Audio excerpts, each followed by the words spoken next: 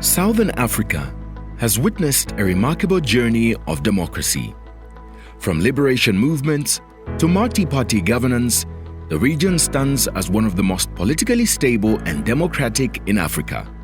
But how do we get here? And where is democracy headed? This is what we'll tell of Southern Africa's democracy story.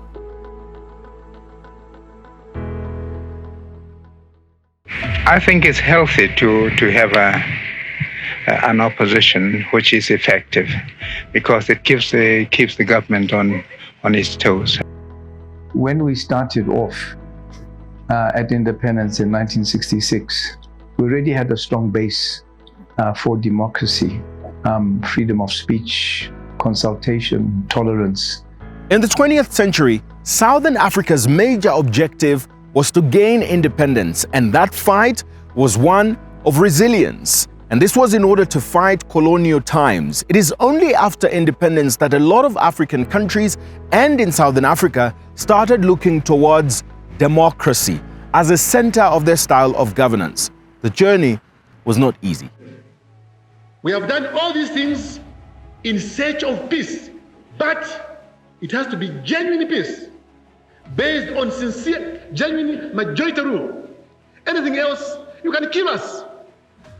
Zambians will be born out of our blood, will continue to fight. We are such a people. Zambia led the way in terms of change. We had a liberation party, UNIP, for many years. The former president led this country for 27 years. UNIP was in power for 27 years.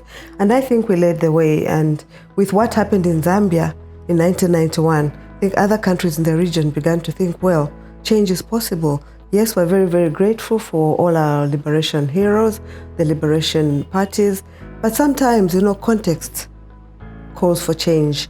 Zambia is a positive story in terms of our democracy.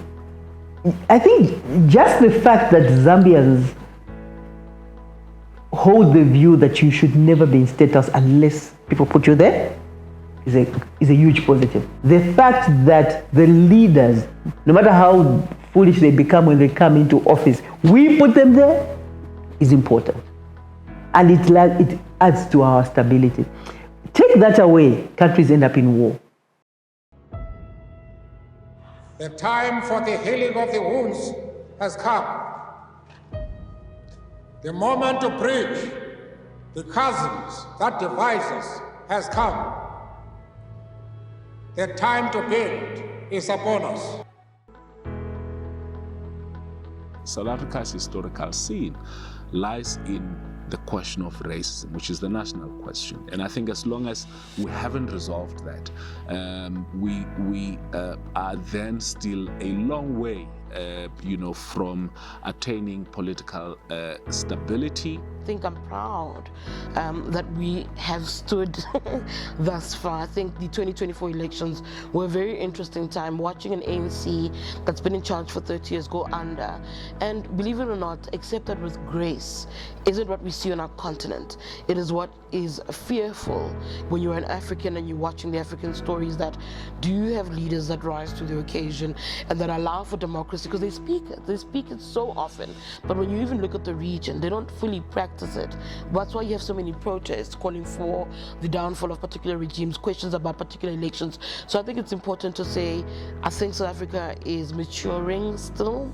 30 years is not enough to have called us, I think, a matured democracy, and in part because some of the issues that were flagged in that transition, or that necessitated or demanded for transition and for equality, haven't been addressed.